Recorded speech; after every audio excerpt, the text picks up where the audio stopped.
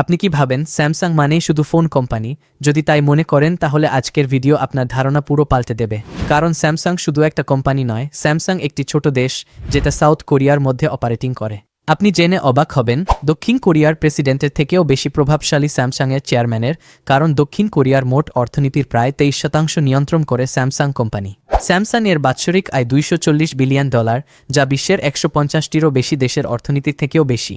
এটা শুধু তাদের আয়, কিন্তু তাদের মার্কেট ভ্যালু প্রায় $1 ট্রিলিয়নেরও বেশি। ফোন বানানো, সেটা স্যামসাংয়ের জন্য খুবই ছোট একটা ব্যবসা। তারা বিশ্বের অন্যতম বড় ডিসপ্লে প্যানেল আর মেমোরি চিপ প্রস্তুতকারক। এমনকি অ্যাপেলও নিজেদের আইফোনে স্যামসাংয়ের চিপ ব্যবহার করে।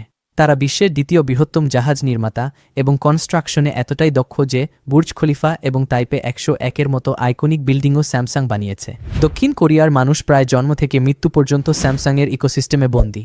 তারা জন্ম নেয় স্যামসাং হাসপাতালেই, থাকে স্যামসাংয়ের বানানো বাড়িতে, পড়ে স্যামসাং স্কুলে, কাজ করে স্যামসাং কোম্পানিতে, ভ্রমণে থাকে স্যামসাং হোটেলে, আর টিভি, ফ্রিজ, ফোন সবই স্যামসাংয়ের। আর সবচেয়ে অবাক করা বিষয়, স্যামসাংয়ের যাত্রা শুরু হয়েছিল মাছ বিক্রি দিয়ে, আজ থেকে প্রায় 75 বছর আগে। আজ স্যামসাংয়ের অধীনে রয়েছে অসংখ্য প্রতিষ্ঠান আর বিশ্বজুড়ে 5 লক্ষেরও বেশি কর্মচারী।